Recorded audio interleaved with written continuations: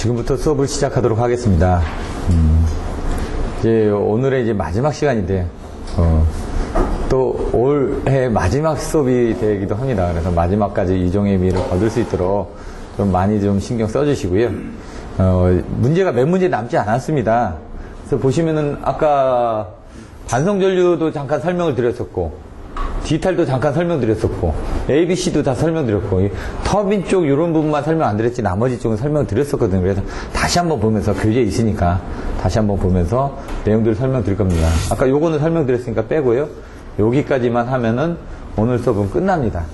그러고 나서 시간이 좀 남으면은 오늘 아까 그 2013년도 송배전 기술 용어 해설집을 다 제본을 해가지고 받으셨기 때문에 그 목차를 보고 한번 이렇게 시간이 되면 한번 같이 보는 시간을 가지시는 게 또 올해 마지막으로 지금 한 이틀 정도밖에 안 남았지 않습니까?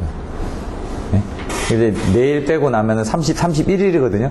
31일에 마지막까지 공부하시기는 힘들 거고, 네? 술 한잔 하면서 또 와이프랑 아니면 또 식구들이랑 모여서 이렇게 하실 것 같으니까 내일하고 모레 한 이틀 정도밖에 없으니까 그 세 권 제본해놨는데 하루만 봅니다.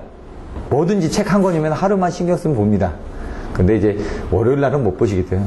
그러니까 내일 하루 동안에 그 한 권 그냥 빨리빨리 넘겨서 보신다고 생각하고 정 안 되면 제목만 적어보시오. 제목만. 목차만. 이따가 시간이 되면 목차 부분 한번 설명드리도록 하겠습니다. 거리계전 방식에서 잠시 멈췄습니다. 왜? 여러 번 설명드렸습니다. 아까도 뭐 수업 시간에도 설명드렸고요. 거리계전 방식의 정의가 뭐냐? 구성이 어떻게 됐냐? 계산은 어떻게 해야 되느냐? 언더리치가 뭐냐? 분류효과가 뭐냐? 거리계정 방식의 장점, 단점 이런 것들이 어떻게 되느냐? 이런 것들을 한번 보시라는 얘기죠. 아까 보셨죠? 후비보는 전부 다 거리계정 방식이라고. 그러니까 나옵니다, 문제가. 제가 여기 있는 답안지보다 좀 잘 썼는데 한 20점 정도는 받은 것 같더라고요. 여기 보시면 이제 거리계전 방식의 종류가 뭔지 이런 거 그림들도 다 그리고, 왜냐면 그때 한 7, 80점대를 맞았기 때문에 그러면 17점에서 20점 사이에 맞았다는 얘기인데 요거에다 플러스 알파로 썼습니다. 플러스 알파로. 그림들 좀 더 그리고 여기 있는 건 당연히 다 쓰고요. 그러니까 여러분들이 모범 답안지를 다 쓴다고 해서 17점, 18점이 나오는 건 아니고요. 모범 답안지는 다 썼을 때 이제 15점 정도를 생각하시면 될 것 같습니다. 거기에 이제 배치를 어떻게 하느냐, 그림을 좀 더 집어넣느냐에 따라서 20점대가 나오는 거고요. 20점 정도. 그러니까 지금 필기에서 쓰는 것들은 20점 이상은 잘 안 준다고 보시면 될 것 같습니다. 제가 보기에는. 아무리 많이 써도 제가 그 분야에서 뭐 모범 답안대로 한번 쓴 적이 있었거든요. 4교시 그 네 문제를 다 요거 한 80점 나오겠는데 했더니 딱 80점 나오더라고요. 모범 답안대로 딱 자신 있게 썼을 때. 왜? 문제 보는 순간 키워드가 다 보이니까 어떤 식으로 써야지 나오니까 그냥 그 순서대로 쓰는 겁니다. 근데 이제 다 머릿속에 있는데도 이제 100분 동안 다 쉬지 않고 썼거든요. 그렇게 했는데 80점이 나왔다는 얘기죠. 일단 그런 거 봤을 때는 남들 다 쓰는 만큼은 썼는데 거기에 플러스 알파를 조금 더 썼겠죠. 그러니까 이제 남들만큼 다 썼으면은 한 60점에서 70점대 그 사이고, 플러스 알파를 썼으니까 80점이 나온 겁니다. 남들만큼 썼으면 60점 정도로 보시면 됩니다. 그래서 거기에서 일단 남들만큼은 다 써야 되니까 60점이 목표거든요. 여러분들 합격만 하면 됩니다. 60점만 맞으면 되거든요. 80점, 100점 맞으려고 노력하실 필요 없습니다. 단 우리가 60점을 못 맞기 때문에, 이 문제를 선택을 못하기 때문에 이 문제도 막 보는 거죠. 그냥 다방면에. 그러다 재수 있게 거기에 내가 아는 문제가 잘 나오면은, 내가 외웠던 문제가 나오면 그때 합격하는 거죠. 운때가 있습니다. 저도 다 했는데 한 교시를 망쳤습니다. 이거를 어제 봤는데, 그때 얘기했던 뭐 매크로 그리드, 마이크로 그리드 나왔을 때 그 문제를 선택만 했어도 합격하는데, 그 문제를 바로 그 전에 누가 시험 문제 나온다고 답안지 모범 답안을 줬거든요. 근데 보면서 와닿지가 않는 겁니다. 나한테는 도저히. 그 문제 빼고 다른 문제를 봤습니다. 그 문제 봤으면 또 모르죠, 이제. 그러니까 후회는 지나가는 겁니다. 일단 차 떠난 다음에 손 들어봐야 아무런 소용 없고요. 그건 자기가 내공이 부족한 거니까. 계속 내공이 부족하다가 어느 정도 되면, 어느 정도 자기도 내공이 쌓이다 보면 그 시기가 올 겁니다. 대신 놓치지 않고 계속 시도를 하셔야지만 됩니다. 이번에 시험 1월 3일 며칠 안 남았습니다. 다음 주 1월 4일 날 왔을 때 여러분들 접수한 거 접수번호를 가지고 오십시오. 예? 또 6만 원 얼마 안 아깝습니다. 한번 시험을 봐보셔야 됩니다. 왜? 시험을 본 거하고 안 본 거하고는 진짜 차이가 있으니까. 자기가 본인이 틀립니다. 토익 시험 보는 거하고 똑같기 때문에 일단 시험 접수를 하죠. 어떻게든 공부를 합니다. 접수 안 하면 공부 안 합니다, 여러분. 왜 제가 접수를 하라고 그러면 1월 달부터 4번 저한테 수업 들으실 거 아닙니까? 200문제. 그 200문제 듣고 그것만 한번 해보겠다 해서 한번 시험 보시라는 얘기입니다. 그리고 자기가 점수가 얼마나 나오나, 그리고 자신감을 얻어서 2차, 3차를 도전하셔야죠. 한 번에 붙으면 그거는 천재죠. 예? 제가 그러니까 저는 천재가 아니니까 지금 막 10년 이상씩 이렇게 혼자서 공부하고 있지 않습니까?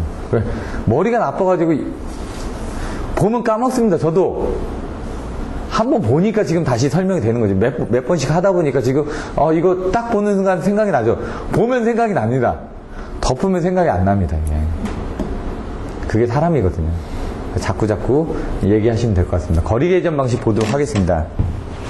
자, 거리 계전 방식은 계전기 설치점에서 고장 지점까지의 정기적인 거리를 전압 전류의 크기 및 여기 정기적 거리입니다. 계전기 설치점에서 고장점까지의 정기적인 거리. 왜? 거리 계전기니까. 그거를 전압 전류의 크기 및 위상차로 판별하여 동작하는 계전 방식이다. 요 두 줄이 딱 키포인트입니다. 그거는 제가 보기엔 반드시 들어가 줘야지만 됩니다. 누가 보더라도 그 행은 들어가야 되니까. 그러면 보시면 동작 원리는 요 PT, CT 그린다고 했죠? 거리 그린다고 했죠? 요거 그릴 때 요걸 요 밑에다 이렇게 같이 그려주시면 좀 좋겠습니다. 제가 보기엔. 왜? 요 X지점이라는 부분이 여기 X지점에 딱 맞아 떨어지게 해. 그래야지 더 전달 효과가 좋으니까. 그리고 나서 여기에 이제 뭐 PTB를 계산한다 이런 부분들을 옆으로 해가지고, 예? 요 ZRI는 요 옆에다 해가지고 이렇게 해서 아까 얘기했죠? R은 I분의 V다. 그것만 보시면 됩니다. 그러면 이게 PTB분의 CTB분의 1이니까 요거 바뀌었죠. 근데 뭐라고요? 요거 부분이 뭡니까? 이게 ZL이죠. 그게 PTB, CTB가 들어가죠. 요게 들어가죠. ZL. 아까 제가 요건 빼먹었는데. 예? 그 릴레이 세팅 값보다 고장점이 밑에면은 이건 내부 고장이니까 동작하는 거고. 이게 더 크면은 부동작하는 거고. 근데 이제 이 언더 리치 분리효과가 있다고 그랬죠. 분리효과 그림이 또 그려져야죠. 근데 여기는 분리효과 그림이 없습니다. 분리효과는 이제 그림이 먼저 T분기가 이렇게 되어 있습니다. T분기가. 그래서 여기 A, B, C 세 개가 있는데 이렇게 해놓고 이제 그림을 이렇게 그려놓습니다. 여기 지점까지 이렇게 되어 있는데 얘 때문에 요 지점에서 여기가 여기죠.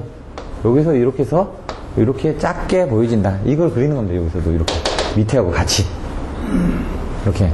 아니면 옆에다 그리셔도 되고 요거는 여기다가 B점, 여기 C점, 여기 A점, 뭐 A점, 뭐 B점, C점 이렇게 해놓고 거기들 보면 그렇게 나와 있거든요. 이 그림들은 한번 다시 자세히 보시면 됩니다. 거리 계전기 종류 저는 그림 많이 그렸습니다. 여기 한 10몇 개 그렸거든요. 근데 이제 거리 계전기 뭐죠? 임피던스라면서 임피던스 이 Z에는 뭐가 있죠? R 있죠? 오음형 있죠? 그리고 또 뭐가 있죠? JX가 있으니까 리액턴스형 있죠? 이건 단거리, 예? 오음형, 리액턴스형, 그리고 뭐? 임피던스형. 이 임피던스가 뭔죠? 여기 오음형이죠? 그걸 반대로 하면 모형이 되죠? 모형이 있고, 모형에 옵셋형이 있고, 옵셋 모형이 있고, 그리고 이제 쿼드런트 타입, 이런 식으로 뭐 이렇게 돼 있는 타입도 있고요. 예? 그리고 토마트형. 이렇게 토마트처럼 이렇게 생겼다 해서 토마트형. 토마트형이 이거 있었네. 렌치형. 렌치 좀 헷갈리네. 렌치형이 이거 있었네. 렌즈가 이렇게 된 게 렌즈였나? 왜냐면 얘가 두 개가 있는데요. 이렇게 두 개가 있는데 토마트형은 두 개를 합한 겁니다. 이렇게 이런 동그라미 원이 하나 있고 여기 동그라미 원이 있습니다. 요거의 오화 조건입니다. 그러니까 얘가 없어져 버렸으니까 오화니까 이게 토마토형처럼 생겼죠. 렌즈형은 엔드 조건입니다. 얘하고 엔드 부분. 그러면 요거죠. 눈에 렌즈처럼 생겼다 그래서 우리가 뭡니까? 렌즈 어떻게 안경 그릴 때 이렇게 그리지, 이렇게 굴절된다고 그리지 않습니까? 렌즈라고 그리지 않습니까? 이게 렌즈형이 있고, 그 다음에 뭐 여러 가지 뭐 폴리곤 타입도 있고, 폴리곤이라는 건 이게 그 여러 가지 있다 이렇게 뭐 여기 나와 있다 뭐 이런 식입니다. 폴리라는 게 극이 여러 개 있다. 폴리 그겁니다. 그런 타입들이 뭐 그림들이 있습니다. 그런 것들을 그려주시면 된다는 얘기죠. 그리고 리액턴스는 단거리. 리액턴스니까 요거 X 성분만 있죠? 모형이니까. 모형은 원점을 지나갑니다. 항상 여기 원점을. 요거. 그리고 장거리. 그리고 옵셋 부분을 줘가지고 존원, 존투, 옵셋을 줘서 뒤에까지 봐서 존3까지 보죠. 임피던스는 뭡니까? 중거리. 아까 단거리, 중거리, 장거리 이렇게 보시면 된다고 그랬죠? 뭐라고요? 단거리, 중거리, 장거리. 이렇게. 그렇게 보시면 됩니다. 거꾸로. 그러니까 오음형이니까 중거리 아닙니까? 임피던스형이니까. 아, 임피던스형. 그 오음형이 여기는 없네. 적혀져 있는 게. 이건 임피던스. R 플러스 JX. 오음형은 어떻게 됐냐면, 오음형은 이렇게 그림이 그려져 있습니다. 이렇게. 그림이. 여기에, 이렇게 그려진 게 오음형입니다. 그런 것들도 그림을 그려놓고, 다 그려놓는 겁니다. 알고 있는 그림들을 다. 왜? 남들보다 차별을 둬야 되니까. 남들 4개 그릴 때 난 10개 그립니다. 당연히 차별이 될 수밖에 없죠. 남들 여기서 그리는 게 보통 한 6개 그릴 거거든요. 5, 6개? 전 10개 그립니다, 그냥. 눈에서 뜰 수밖에 없죠. 왜? 그림에서 눈에 띄니까. 그래서. 그 설명 부분들도 좀 틀리게 하고, 옵셋 모형. 여기 지금 오음형인데, 여기 있네, 지금. 그치? 그림들. 3단계 뭐라고요? 85%, 150%, 225%. 이거 그림 나죠? 얘 몇 사이클? 예? 1에서 3. 헤르츠. 얘 몇 사이클? 20. 얘 몇? 80에서 100. 이렇게. 이런 것들까지. 한 줄 차이인데, 그런 걸 적어주시라고요, 정확하게. 보셨으니까 이제 적죠. 여기는 안 나와 있습니다. 여기 나와 있죠? 1사이클, 3사이클. 저기다 적어주시고, 밑에다 또 적어주시고.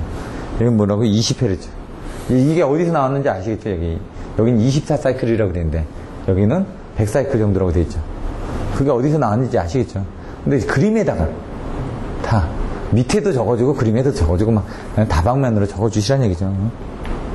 가능한 표현을 많이 하셔야 되니까. 파워스윙, 블락, 뭐, 이렇게 되어 있고요.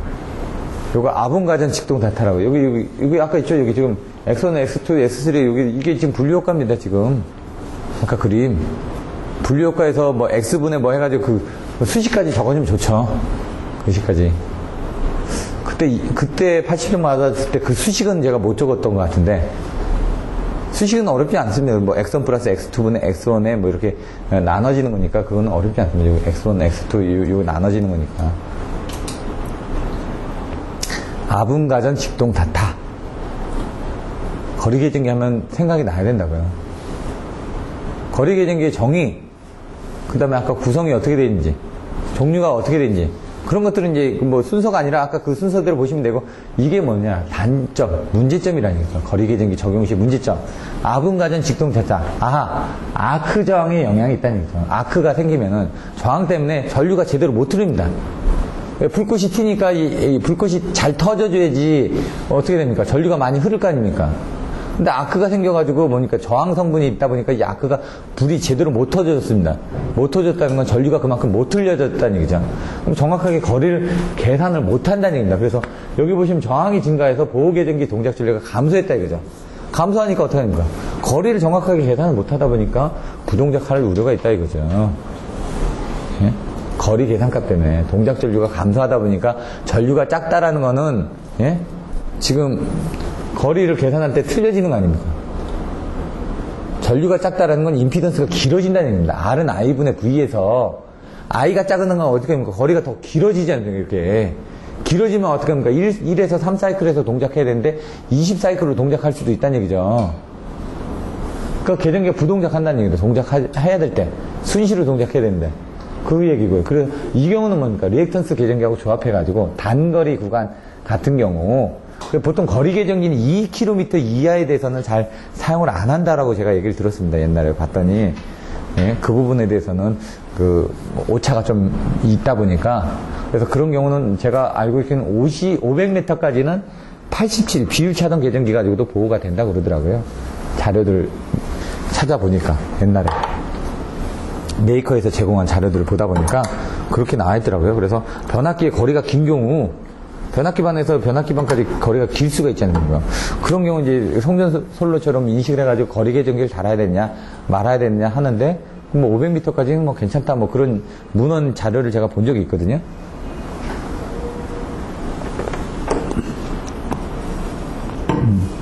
자, 분류효과. 아까 그림 그렸죠? 분류효과 되면 어떻게 된다고요? 여기서 여기인데 이렇게 된다고요. 외부 사고가 안쪽으로 들어온다는 얘기죠. 그럼 다단자는 계통에서 분류효과 때문에 I는 작아지고 Z가 커지므로 거리가 생기가 언더리치가 돼서 이 밖에 사고인데 이쪽 안으로 들어왔다고요. 그래서 여기에 대해서는 문제가 생길 수가 있다는 얘기예요. 그래서 여기서 겉보기 효과의 50%를 가산해 가지고 이런 부분들을 이제 뭐 한다. 그래서 여기는 150% 아닙니까? 여기는 85%, 여기는 225% 이런 식으로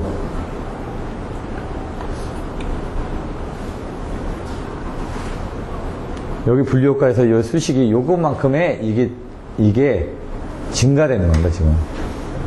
분류효과에서 수식이. 아까 IA, IB 해가지고 요거분해 하면 나중에 요게 나오거든요. 요거분해 요거의 2차측 적이니까 그렇게 크게 어렵진 않습니다. 근데 막상 나중에 적으려면 이제 수식이 생각 안 납니다. 틀리는 것보다는 안 적는 게 낫습니다. 잘못 적어서 틀리는 것보다는 제가 보면 마이너스 효과가 생기거든요.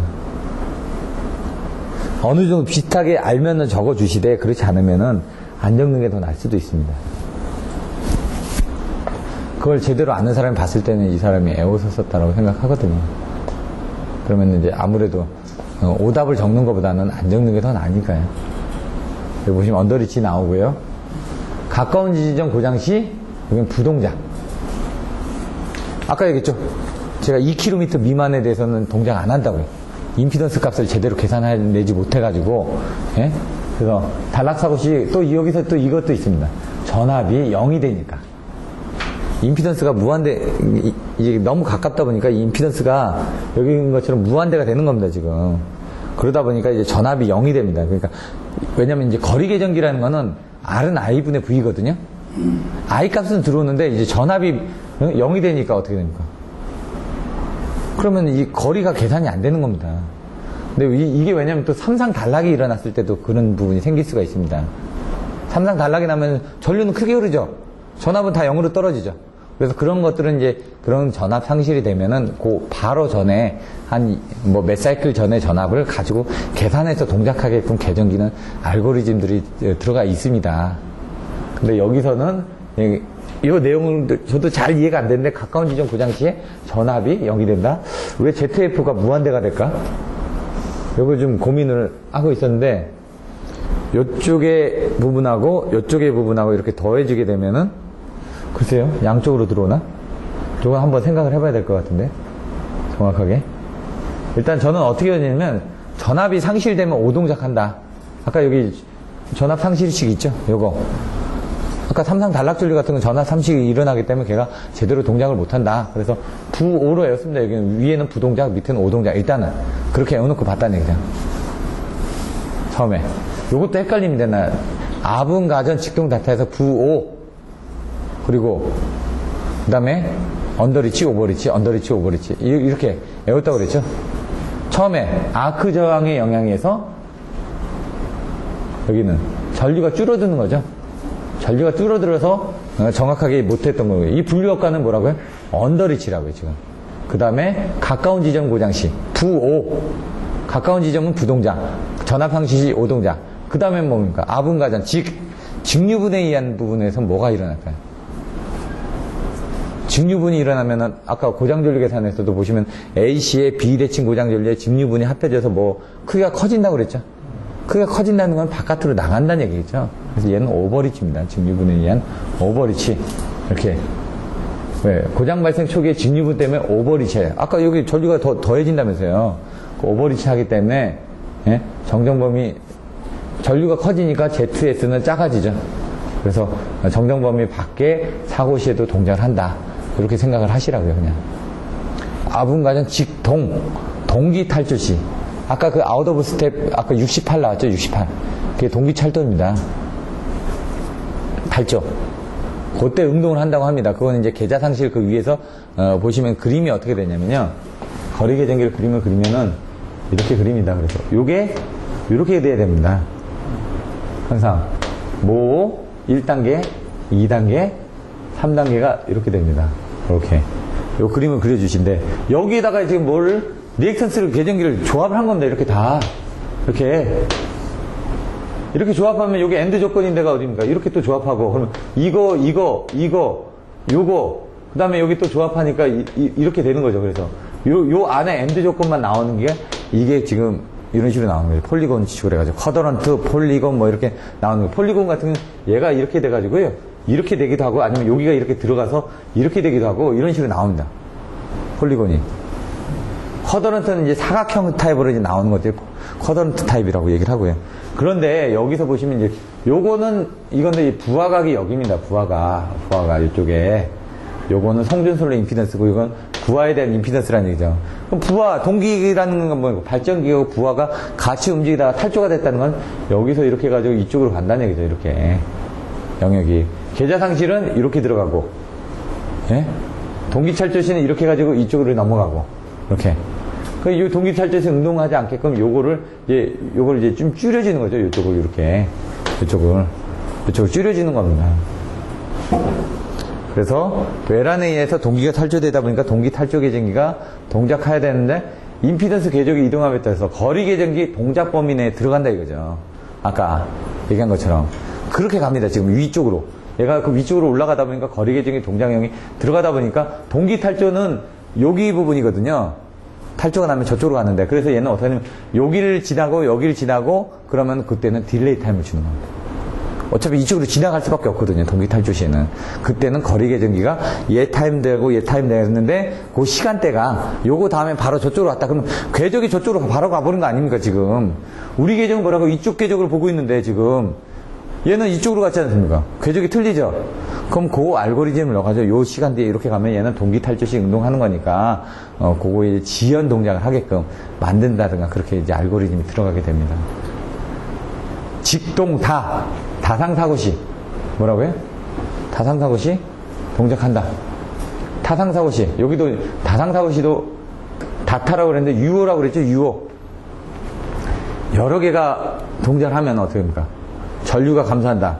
전류가 감소하면 아까처럼 거리가 Z는 멀어지죠. 이거는 타상사고시 이선지락시 이거는 이선지락시는 전류가 좀 커질 수가 있겠네. 이선지락이 나면 한선지락시보다는. 그러니까 얘는 오버리치라고 생각하시면 되고 다중사고시 전방과 후방사고시 동작 전류가 감소하여 언더리치를 한다. 요거는 전류가 감소한다. 아까 전류가 커지면은 오버리치 한다고 그랬고 전류가 작아지면 언더리치 한다고 생각하시면 되겠죠. 근데 그냥 저는 이제 유효로 그냥 외웠습니다. 그냥 무조건 일단은 적용 유효 Z로 표시한다. 뭐 내용들 나와 있고요. 뭐 약간 빨리 넘어가겠습니다. 반송전류 차동 계전 방식. 이게 반송전류 차동 계전 방식이 PCM일까요? 펄스 코드 모듈레이션의 전류 차동 방식이었는데 한번 볼까요? 아까 했었는데 그러면은 이제 PCM으로 하게 되면 파워라인 캐리어를 하는데 여기 보시면 여기 PITR이 있다고 그랬죠? PITR 사이에 아까 요걸 보시면 뭐라고요? 디지털 계전기 생각하시라고요. 입력을 받아서 연산을 해서 전압 전류를 표보나 부호와 양자해가지고 변조 복조해가지고 이 PCM이죠. 지금 PCM 써져 있지 않습니까?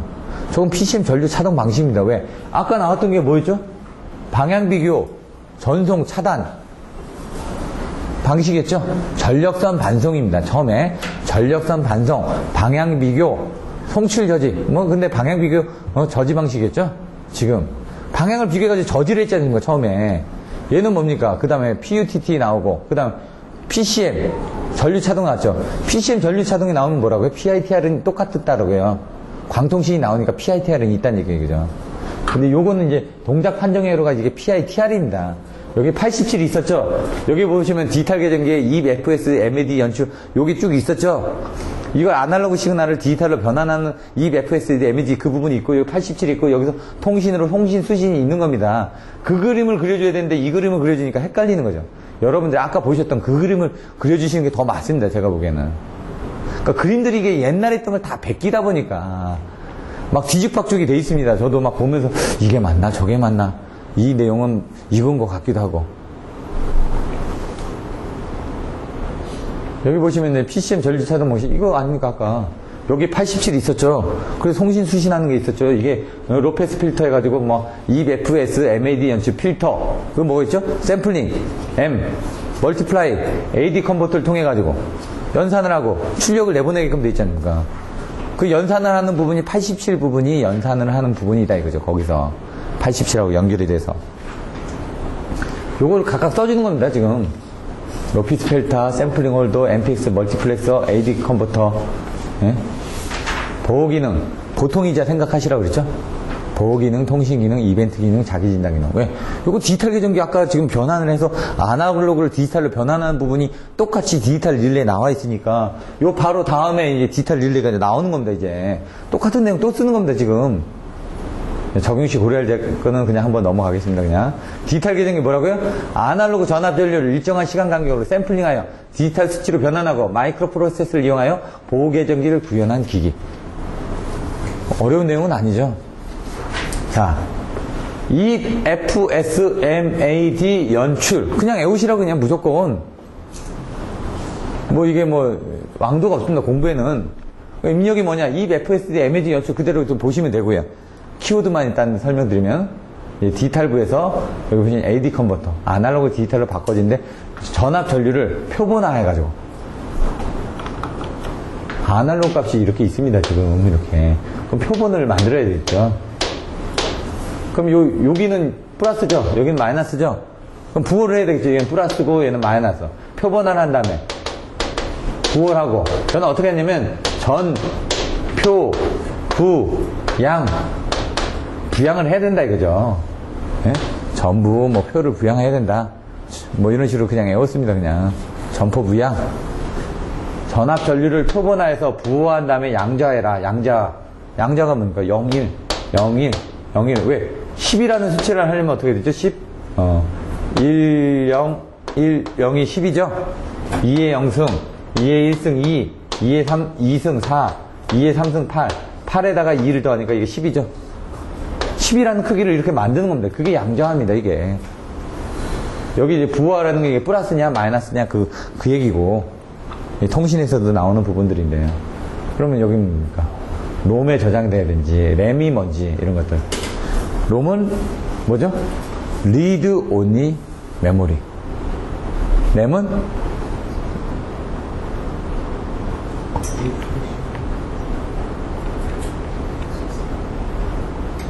랜덤 억세스 메모리인가요? 랜덤 억세스 메모리인가? 그거 텐데. 간만에 보니까 또 헷갈리네. EP롬. 그래서 이 롬에 있는 것들은 전원을 껐다 켜도 안 주집니다. 롬은 절대. 램은 전원을 껐다 켜면 날아갑니다. 그래서 롬에 데이터가 들어가 있으면 컴퓨터 부팅할 때 이런 거 다 롬에 들어가 있는 겁니다, 지금. 뭐라고요? 표본화. 양자화, 부호화 나오죠? 전포 부양. 소프트웨어, 뭐 미분방정식, 최소자성법. 미분방정식 그냥 아실 거고 그냥. 최소자성법은 아까 그 뭐 RMS 설명드렸죠? 자성을 해서 루트를 씌우는 거. RMS가 루트 민 스퀘 아닙니까? 루트를 씌워서 RMS가 루트를 씌워서 민 평균을 낸다. 스퀘어 내서. 그럼 뭐 그 전류 2의 자성, 전류 3의 자성, 전류 4의 자성, 여기 보면 전류 1. 이게 뭡니까? 고주파의 THD 아닙니까? 토탈 하모닉 디스토션. 기본파분의 외형파. 근데 외형파를 왜 이렇게 했냐고요? 루트민 시스케처럼. 왜? 평균을 내야지 이게 정확한 값이 나오니까. 왜? 이걸, 여러분들 코사인 자성 뭐, 보시면, 코사인 자승 플러스 사인 자승은 1 아닙니까? 그럼 어떻게 되죠? 1, 루트에 1 마이너스 코사인 자승 세타 이렇게 거기다 넣었죠? 그런 식으로. 이제 루트에다 넣어서 계산하면은 보다 정확하게 계산하니까 그렇게 했다. 미분 방정식, 최소자승법, 직거변화법. 이게 퓨리에는 사실 이제 퓨리에라는 사람은 기계적인 부분을, 열적인 부분을 전기에 응용을 한 겁니다. 이게 다 기계쟁이들이 만든 겁니다. 퓨리에가 아까 보셨던 여기 THD 그게 퓨리에 변환에서 나온 겁니다. FFT, FTC 뭐 이렇게 나오는 FF 퓨리에 뭐 트랜스폼인데 FFT가 거기서 또 나오는데 퓨리에 뭐 F가 또 뭐였더라? 그렇게 해가지고 FFT가 거기서 또 나옵니다. 이게 퓨리에 변환이라는 얘기입니다, 지금. 기능 및 적용 효과. 이게 뭐라고요? 보통이자 똑같이 보호기능, 통신기능, 이벤트기능, 자기진단기능 다 나왔죠? 아까 그거 똑같이 쓴다고요. 장단점. 다소, 경고, 융조, 써사, 항고, 보통이자 기능 뭐라고요? 특징. 장점. 다소, 경고, 융조, 다기능, 소용화, 경제성, 고신뢰성, 예? 융통성, 저부담, 써사항고, 써지 약하다, 사용기간이 뭐, 작다, 항온항습이 있다, 뭐, 고온고습이라든가, 이런 쪽에 약하다. 예? 다기능화 있죠. 고성능 나죠. 소용화 있죠. 고신뢰도, 고융통성, 표준화, 저부담, 경제성, 장래성 나왔지 않습니까? 그 다음에 써사항고, 써지에 대한 대책이 필요하다. 사용기간에 대한 부분들이 뭐 이제 부품 발전 속도가 빠르기 때문에 뭐 사용기간 같은 게 문제가 되기도 한다. 그리고 또 항온항습 같은 경우 적절하게 유지가 돼야 된다. 뭐 고온 뭐 이런 부분에 대한 저온 시에 오후 동작이나 오부 동작이 있다. 이런 식으로 이제 내용들이 나와있죠. 향후 전망 같은 거 이제 한번 보시면 되고요. 인공지능 나와있고 무인화 나와있고 이렇게 돼 있으니까요. 디지털 아날로그 보시면 되죠. 아까 보시면 유도형, 정지형, 그리고 디지털형, 가동 코일형, 가동 플랜저형 여러 가지 있었죠.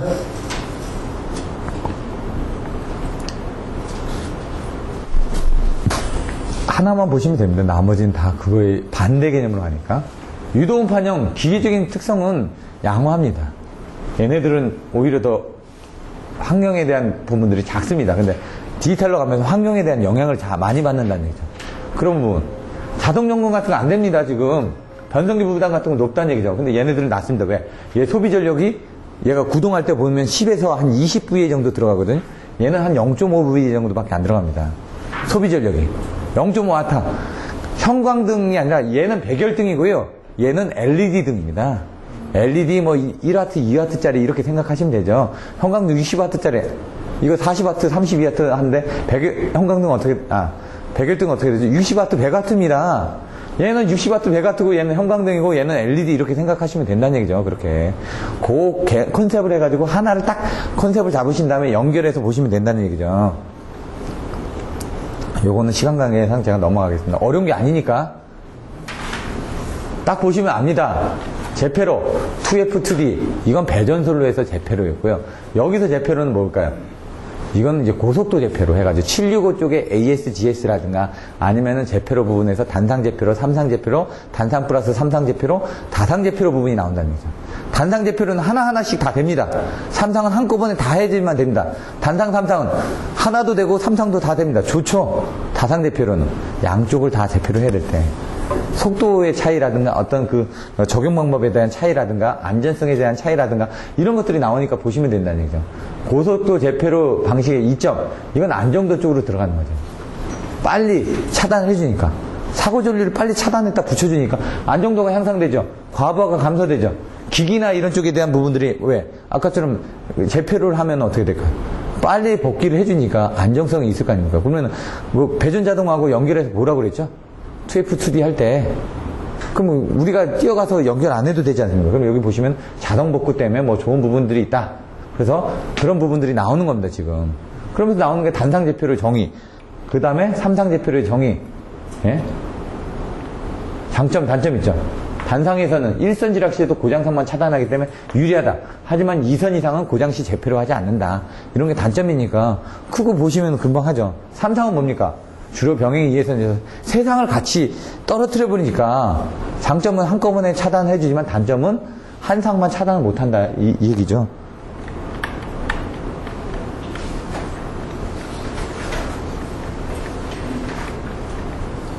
우리 삼상에서는 한상만 차단 못 해준다. 이렇게. 한산 지락시에도 세상이 같이 되기 때문에 이런 부분에 문제가 있다. 이거 보시면 이해가 되는 내용들이니까요. 그 다음에 다상제표로는 이건 같이 하기 때문에 다 좋습니다. 단점은 이제 복잡해지죠. 여러 개를 다 해야 되니까. 단상 플러스 삼상은 아까 그 두 개의 장점을 다 적어주시면 됩니다. 그러면서 이제 하이스피드 그라운드 스위치 여기 보시면 이 두 개를 다 적어주시면 되고, 이때는 지금 장단점이 없죠. 둘 다 되니까 그 내용을 다 적어준 겁니다. 지금 둘 다 케이스에서 다 되니까. 여기서 이제 60사이클까지 나오는데 이게 어떻게 되는지 여기 보시면 이제 데드 타임까지 60사이클인데 개로, 아크, 무전압, 패로 이게 뭐 그 동작해가지고 복귀하고 이 부분은 한번 그려보셔야지만 됩니다. 이게 좀 설명드리기가 좀 힘듭니다. 이거는 여러분들이 직접 보셔야 되는데 보호계정기가 사고가 났습니다. 판정을 해가지고 차단기를 동작을 시키죠. 차단기가 그러면은 바로 열립니까? 개로가 되면서 아크가 나오죠. 개로 되면서 아크가 쫓아오지 않습니까? 아크가 끝나고 나면 그때부터 이제 차단이 된 겁니다. 그럼 그때는 이제 무전압이 들어오는 거죠. 전압이 없으니까. 그 다음에 이제 제페로라는 건 클로징이 그때 되는 거죠, 이제. 클로징이. 그러니까 이제 요때부터 이제 여기 동작하면서 이제 제페로가 기동을 하는 거죠. 차단기가 판정을 해서 차단기 접점이 벌어지는 순간부터 그때 뭡니까? 벌어졌다 다시 붙는 데까지 걸리는 시간.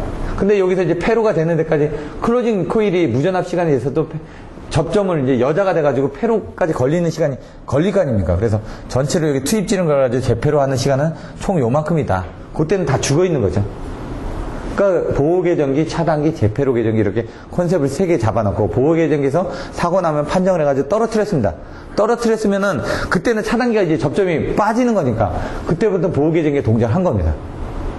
네? 접점이 빠졌죠. 근데 얘가 다 빠질 때까지 동작 시간이 이게 접점이 끝나고 나서도 이게 끝났습니다. 지금 끝나고 나서도 얘는 조금 더 딜레이 타임이 있기 때문에 좀 더 동작을 한다는 얘기입니다. 요거는 보호계정기가 판정 시간이 지나면 그때 접점 딱 보냈습니다. 보내고 나서 여기 시간에 끝나야 되는데 끝나는 게 아니라 조금 더 여유가 있다고요. 드롭 시간이. 요때 끝나는 겁니다. 실질적으로. 그리고 여기 더 들어간 거고. 그 다음에 개로가 되면서 아크가 생기죠. 아크가 돼야지 그때 완전히 차단이 된 겁니다. 요때. 아크가 끝나야지. 접점이 T1, T0, T4 이렇게 여기는 개로 됐죠. 아크가 쫓아오지 않습니까? 아크가 다 끝나야지 이게 차단된 거 아닙니까? 요게 그 차단 시간이죠. 그러고 나서 무전압 시간이 되는 거죠. 전압이 없으니까. 그러다가 보시면 제페로는 그때 이제 클로징 코일이 여자가 됩니다. 여자가 됐다고 해서 바로 붙나요? 이게 다시 이렇게 또 내려가야 될 거 아닙니까? 딱 붙는 시간까지 페로 시간이 걸릴 거 아닙니까? 페로가 돼야지 전체 다 된다는 얘기예요. 근데 그때 뭡니까? 클로징 코일이 여자 될 때 투입 지령이 갔다는 얘기고, 요때는 접점이 붙었다는 얘기고, 이 접점이 떨어졌다는 얘기고요. 그 얘기입니다.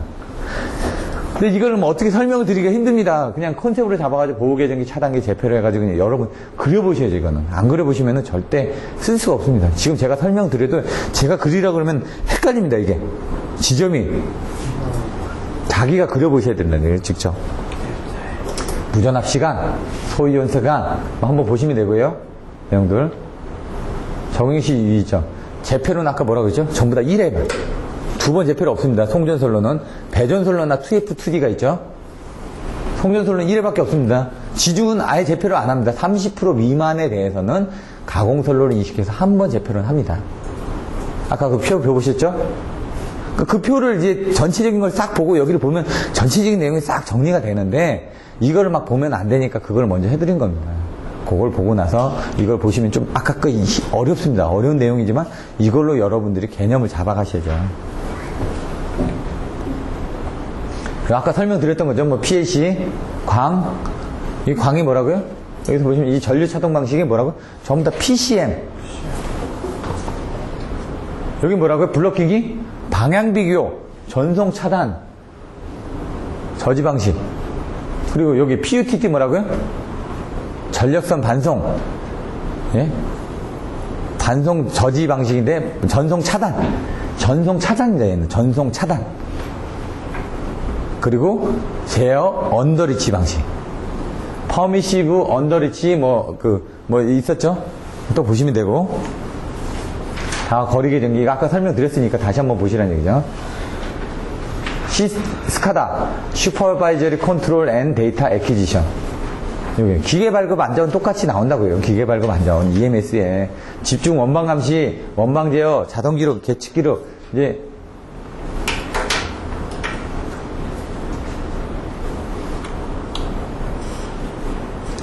스카다 원방 감시입니다. 원방에서 데이터를 받아들이고 예? 자동 기록하고 운전 기록하고. 근데 여기서 이제 중요한 게 장점이 뭐냐 그죠? 송환선 씨, 뭐 송전 용량을 증대할 수 있다, 뭐 안정도를 향상시킬 수 있다, 설비 용률을 향상시키다, 신뢰도 공급 신뢰도 향상시킬 수 있다. 이건 팩치나 HVDC 쪽에 그런 내용이 있고 여기서는 어떻게 되는 얘기죠? 시간을 감축하는 배전 자동화 쪽 그런 부분 보시면 됩니다. 배전 자동화 쪽. EMS도 스카다도 보니까 빨리 제어를 하는 거죠. 선로 사고 예방을 해가지고 미리 조치를 할 수 있다는 얘기죠. 미리 예측 계산해가지고 사고 났을 때 빨리빨리 조치를 할 수가 있으니까 정전 시간도 단축할 수 있죠. 배전 자동화 쪽을 생각하시라고요. 적정 전압을 유지할 수가 있습니다. 뭔가 떨어지면 빨리빨리 컨트롤 해주니까. 데이터를 받아들여 이거 떨어지면 빨리 올려. 이게 가능하니까. 원방에서 빨리 계측해가지고 빨리 제어를 할 수가 있다 이건 겁니다. 운전 인력의 절감, 안전 도모할 수 있다. 뭐 이런 것도. 1대1, 1대1 계층 제어 방식. 이런 것은 잘 모르겠습니다. 근데 계층 제어라는 건 아까 보시면 EMS 쪽에서 나오면 뭐였죠? 여기 보시면은 뭐 154 있어. 여기 있었으면 NCC가 있었죠? RCC가 있었죠? 345, 154 뭐 이렇게 HRCC가 있었죠? 여기 WIS가 있었죠? 요 그림이 있었죠? 그게 이제 1대1 계층 방식입니다. 여러 개의 계열로 해가지고 나눠져서 10장의 맨 뒤에 보시면 이제 나와 있습니다. 중앙장치, CPU가 있어야 되고, 이런 리모트 터미널 유니티, RTU가 있어야 되고, 통신장치 및 전송로가 있어야 되고, 광케이블이죠. 여기서 보시면 반송 방식, 여기 뭐 좀 마이크로파, 이거 전송로 방식 금속 케이블 해가지고, 아까 여기 뭡니까? 파일럿 와이어 아닙니까? 전부 다. 통신을 통해서 우리가 하는 게 뭐죠? 발전소를 제어하는 겁니다. 3, 4, 5 변전소를 제어하는 겁니다. 어디서? KTX에서. KPX. 전력 거래소에서 이 스카다 시스템을 이용해가지고. 이게 뭡니까? 그게 EMS 아닙니까? 그 KEMS가 이제 말들이 많이 나오는 거죠. 그 디자인을 베꼈다. 바탕화면에 그 그림을 베꼈다. 이것도 뭐 저작권이다. 이렇게 얘기를 하는 시대니까. 우리나라는 여기 그래서 EMS 나왔다. 이제 스카다 나왔다. 데아스 나왔다. 배전 자동화 나왔다. 스카다 개념으로 같이 보시라는 얘기입니다. 지금.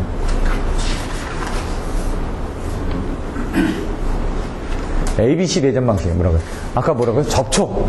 수목 접촉. 그러니까 아까 가공지선 있고 ABC 이렇게 하면 안 되니까 뭐 뭉쳤다고요. 조가형선 가운데 놓고 ABC 놓고 이렇게 요게 또 지나다니는 유도가 되다 보니까 그 주위에다 코일을 해가지고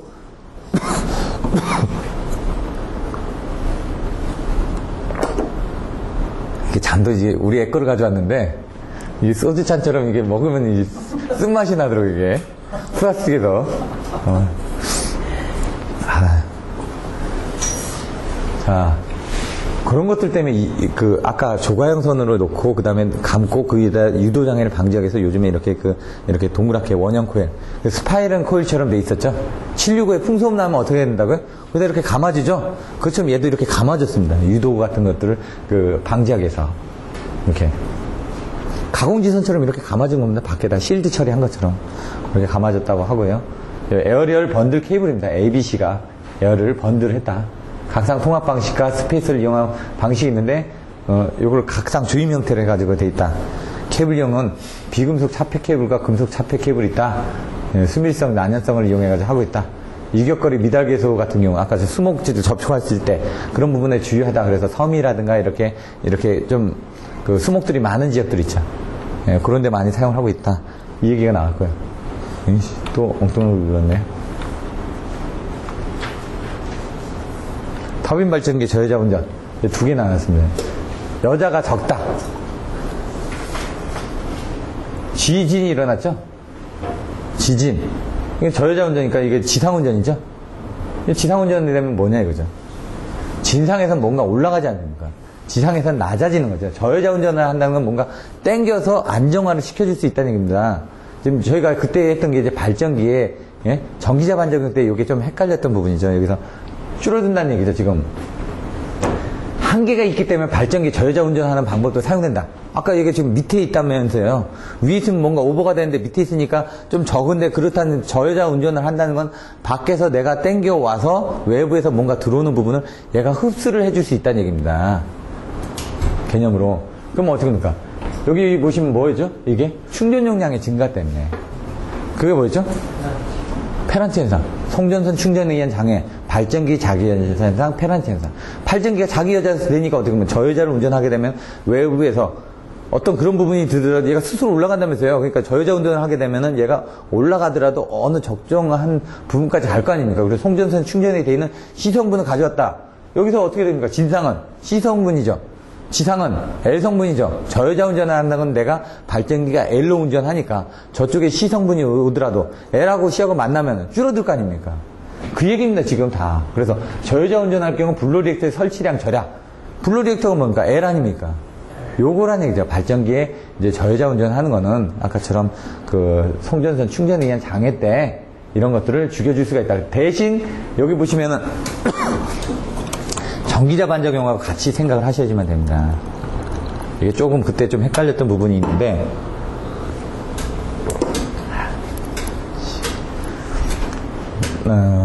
여기 뭐 발전기 냉각까지만 하고 저기는 못 해드릴 것 같은데, 그거는 다음에 시간이 되면 또 해드리겠습니다. 시간 관계상. 여기 보시면은 유도기 전력과 개통전압과에 평형시켜서 발전기로 진상전류가 유입하여 전기자 반작용 자개는 증기자 작용을 하기 때문에 수전단 전압을 상승을 억제시킬 수가 있다. 저번에 한번 전기자 반작용 하면서 반대적인 측면에서 한번 설명을 드렸던 겁니다. 요거는 조금 설명을 드리기가 힘듭니다. 왜? 그때 보셨던 그 그림을 보면서 설명을 드려야 되니까 요건 그때 보셨던 발전기의 전기자 반작용을 한번 같이 보셔야지만 됩니다. 안정도. 탈조 발생이 시작해서 안정도가 저하된다. 왜? 지진이 일어난다고 했거든요. 그러면 어떻게 됩니까, 얘가? 요게 작지 않습니까? 작지 않습니까? 요런 부분도 다 작았죠? 여기도. 그러니까 여기 작으니까 안정도 부분이 안 좋다는 얘기죠. 요 부분은 운전을 하다 보면은 그렇게 생각하시면 되죠. 누설자석. 여기 전기자. 그리고 여기 뭐였죠? 예? 계좌. 여기 고정자였네? 여기 고정자 담부, 과열. 여기 누설자석과의 관계. 이 고정자 담부입니다, 여기 보시면은. 여기 보시면은 고정자에 대해서 동기속도로 회전하기 때문에 여기 열이 발생한다. 그 그림, 발전기 냉각 방식 이 다음에 있는 거 그거 보시면 다 생각나는 거죠, 지금. 하나를 가지고 다른 쪽에 다 연결해서 보실 수가 있다는 얘기죠, 지금. 그러니까 요걸 보셨을 때 딱, 여기서 발전기 냉각 방식으로 봐야 되는구나. 이 생각을 하셔야죠. 발전기 냉각 방식, 발전기의 단락비, 여러 가지 부분 다 나오셔야 된다는 얘기죠. 내용들. 그렇게 보시면 된다는 얘기입니다. 불평형 부하가 터빈 발전기에 영향을 미치는 영향. 역상전류가 흐른다. 그러면은 사실 이제 그 회전자에 보시면 여기 요것도 조금 헷갈리실 수가 있는데 고정자가 이렇게 있습니다. 여기 회전자가 이렇게 있습니다. 여기 돌극형이죠. 그림을 잘 못 그리는데 이렇게 여기 보면 불평형 부하가 걸렸다. 그럼 얘가 여기 부하가 이렇게 걸려서 거꾸로 해가지고 얘가 발생시켜서 여기서 이렇게 널어가는 거죠. 근데 여기 보시면은 회전자 자기야 고정자의 역상전류가 간다. 여기 역상전류 흐르는 거죠. 왜? 여기 불평이 걸렸으니까 여기 역상전류가 흐르죠. 반대 전류가 흐를 거라는 얘기죠. 그러면 회전자 자기는 이쪽으로 돌고 있는데 얘는 반대로 흐르니까 얘는 요거의 2배 정도가 되겠죠. 차단기에 보시면 얘가 이쪽으로 가 있었고 얘 이쪽으로 갔을 때 어떻게 됩니까? 2배 걸리는 것처럼 얘 부분 2배 전류가 흐르다 보니까 이 회전자 부분에는 2배 주파수만큼의 제동 전류가 흐르니까 얘가 더 못 흐르는 거죠. 왜? 돌아줘야 되는데 더 못 흐르고 여기 이제 과열되는 전류가 흐르다 보니까 요쪽에 이렇게 여기 슬로키를 해가지고 이렇게 해놨는데 여기가 더 과열이 되는 겁니다. 왜? 나는 이렇게 돌고 있는데 실질적으로 반대 전류가 흐르다 보니까 얘는 돌지를 못하니까 여기 전류는 더 많이 흐르니까 그때는 어떻게 합니까? 코일 지지안을 통해서 환류하기 때문에 여기가 과열이 돼가지고 소선이 된다. 이 얘기입니다, 지금. 그러니까 요것도 그림을 딱 그려주셔야 됩니다. 좀 헷갈리는데 그 전에 설명드릴 때 고정자로 이렇게 설명을 드렸을 수도 있는데 여기 보시면 고정자에 이게 흐르면은 여기에 반대 방향. 얘는 이쪽으로 흐르니까 반대 방향에 흐르고 있을 거 아닙니까? 그거하고 얘하고 2배 차이가 나니까 그 2배 전류가 여기 흐르다 보니까 여기가 과열이 되니까 이 회전자 부분에 문제가 생기더라. 왜? 고정자는 큽니다.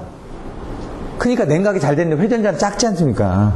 냉각이 잘 안 되는데 거기 열받으니까.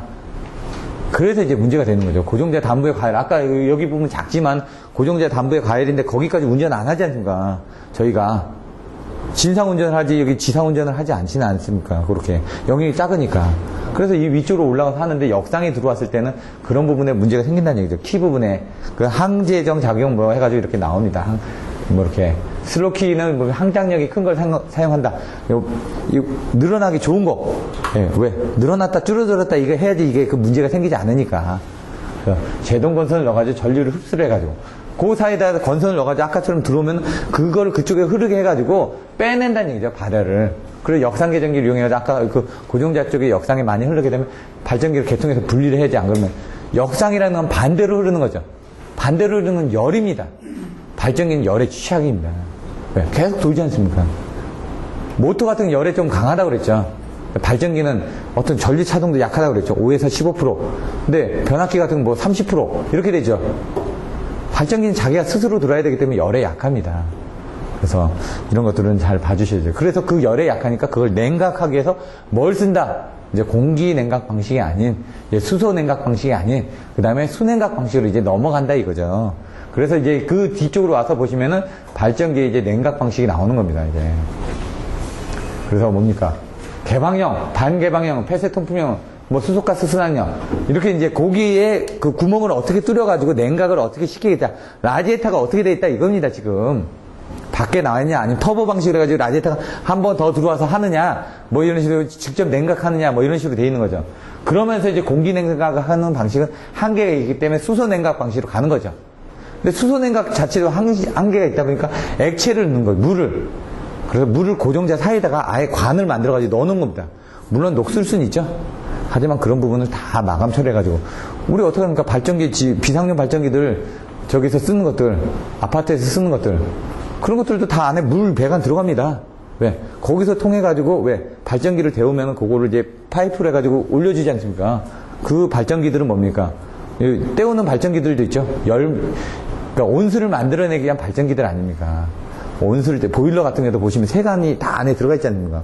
그 어떻게 합니까? 약품 넣어가지고 다 하고 세간 작업합니다. 얘들도 그런 식으로 다 한다는 얘기죠. 녹이 쓸겠지만은 그런 부분을 통해서 다 세간하고 보호하기 때문에 문제는 없다는 얘기죠. 단지 이제 수명 부분은 좀 문제가 있겠죠. 어느 정도 되면 주기적으로 그런 부분을 갈아주지 않으면 안 되니까. 이런 냉각 방식이 여기 있는 것처럼 공기 냉각, 수소 냉각, 직접 냉각해서 이 직접 냉각이 뭡니까? 액체니까 물 냉각이라죠, 물. 공기 냉각 방식, 아까처럼 개방, 반개방, 폐쇄 통풍. 이건 공기니까 그냥 공기가 다 들어가는 거죠, 그냥. 근데 이제 가스 냉각이 들어가기 시작하면서는 이게 개방형이 안 되죠. 가스가, 수소가스하고 공기하고, 수소가스가 70%, 공기가 30% 되면 폭발한다고요. 그 빼낼 때 어떻게 한다고요? 이산화탄소를 집어넣고, 그 다음에 그 이산화탄소를 빼면서 다시 집어넣는다고, 수소가스를. 그 빼낼 때도 마찬가지예요. 수소가스를 넣어가지고, 그 수소가스를 빼낼 때도 이산화탄소를 넣어가지고 공기하고 섞이지 않게끔 이제 빼내는 거죠, 이제. 자, 수소냉각 방식, 뭐라고요? 전 밀폐. 수소, 액체도 밀폐죠. 다. 풍선 같은 게 나온다, 이거, 그게. 수소는 산소와 혼합되면 폭발할 위험이 있다. 이거 그림 그려주시면 되죠, 이렇게. 70%, 30% 폭발, 펑. 이런 거 그림들. 가장 효과가 좋죠. 그림을 그려서 보여주시라는 얘기입니다. 직접 냉각 방식, 간접 냉각 방식, 장단점, 차폐 방식. 여기 직접 냉각 방식이 뭐였죠? 바로 액체 아닙니까, 액체. 액체를 들어가야 되니까. 냉각 매체를 도치 내부에 직접 통과하는데, 그게 뭡니까? 수소 또는 물인데, 대부분 물을 좀 많이 사용한다. 이렇게 되는. 물이 냉각이 좋기 때문에. 쉽게 구할 수도 있고. 근데 회전자에는 어떻게 합니까? 회전자에다 물을 집어넣을 수는 없지 않습니까? 그러니까 고정자에는 물이 들어가는데 회전자에는 수소가 들어간다는 얘기죠. 다 전밀폐 한 다음에 가운데 수소, 고정자도 수소, 이 방식에서 가운데는 수소, 바깥에는 물. 이게 가장 냉각 방식이 좋다 이거죠. 그러다 보니까 이제 이게 고정자에 물이 들어가려면 어떻게 합니까? 공간이 비어야 될 거 아닙니까? 크게 커지겠죠? 비싸지겠죠? 이런 내용들이 나온다는 얘기죠. 아, 이제 마지막에 이 부분 아까 설명드렸습니다. 전력선, 반성, 방향 비교, 거리 계전 방식. 그림이 약간 틀렸다고 그랬죠? 여기 웨이브 테레비 왜 나옵니까? 여기서 PH가 아까 보시면 PITR이 나와야 되는데 지금은 언더리치, 오버리치 해가지고 나왔던 이런 내용들도 한번 그 자료를 가지고 한번 보시기 바라겠습니다.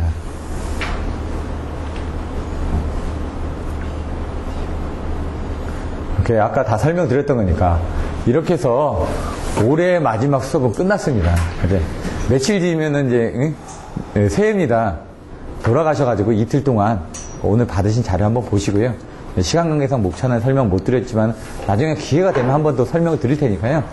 이렇게 하시고 다음 주 1월 4일 날 마찬가지로 그때도 이제 시험 안 봅니다. 2시부터 바로 시작합니다. 2시부터 6시까지 당분간은 그렇게 해서 시작하도록 하겠습니다. 그러면 다음 주에 뵙도록 하겠습니다. 올 한 해 동안 수고 많으셨습니다. 새해 복 많이 받으십시오. 수고하셨습니다. 수고하셨습니다.